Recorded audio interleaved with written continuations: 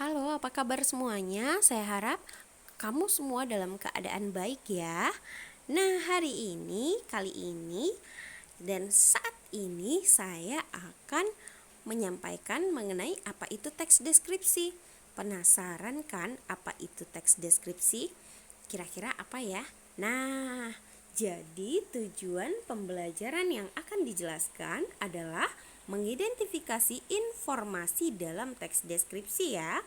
Indikator pencapaian kompetensinya bagian yang pertama memahami pengertian teks deskripsi, yang kedua memahami kalimat deskripsi, dan yang ketiga kamu memahami cara mengidentifikasi informasi dalam teks deskripsi.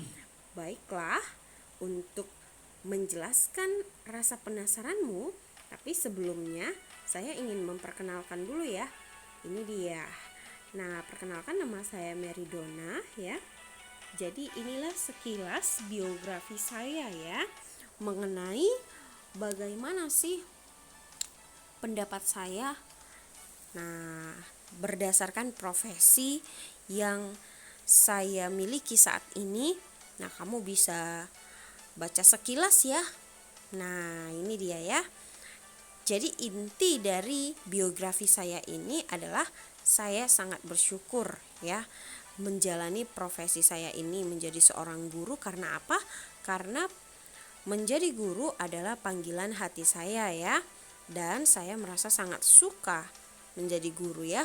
Nah, karena apa? Karena saya sangat senang dengan yang namanya adanya rasa percaya diri ya. Dan pastinya rasa percaya diri itu ada karena adanya persiapan ya, persiapan yang baik, dan kita bisa semangat ya dan berusaha menjadi yang terbaik. Tapi ingat, kita harus punya komitmen dalam hidup ini. Dia bisa, aku pun harus bisa. Nah, jadi kita harus menunjukkan talenta kita ya. Maka dari itu kita harus memupuk karakter pribadi kita yang positif-positif, seperti bersyukur, percaya diri, berbagi, memiliki persiapan, semangat, berusaha, jadi yang terbaik, manfaatkan waktu, dan tunjukkan talenta ya. Jadi seperti itu ya sekilas. Baiklah, langsung saja kita mau bahas mengenai bagian yang pertama, pengertian dari teks deskripsi nih. Penasaran tadi kan? Nah, ini dia penjelasannya.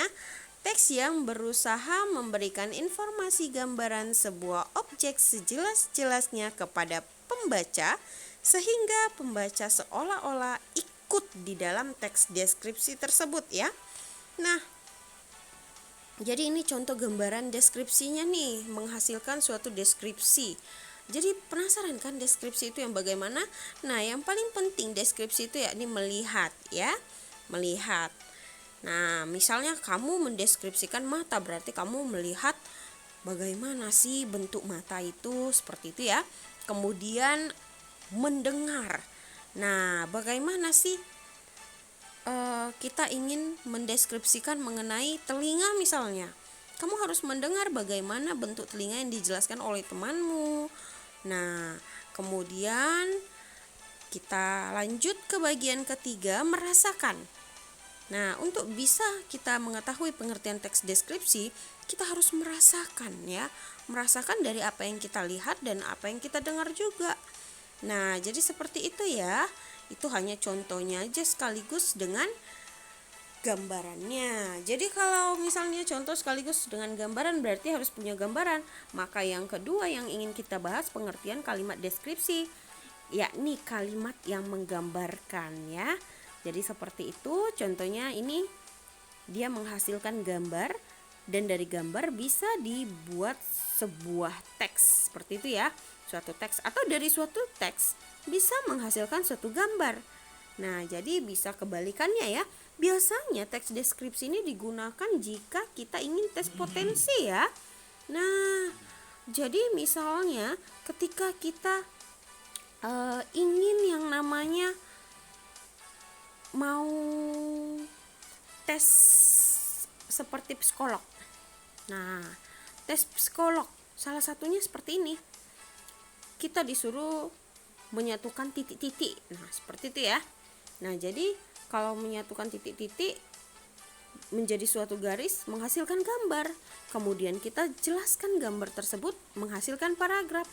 kumpulan paragrafnya itulah yang disebut sebagai teks deskripsi, dan di dalamnya ada kalimat deskripsi ya, yakni kalimat yang menggambarkan supaya hasil teksnya tadi dengan kalimat yang menggambarkan itu bisa menghasilkan gambar seperti ini loh. Bisa dipahami ya.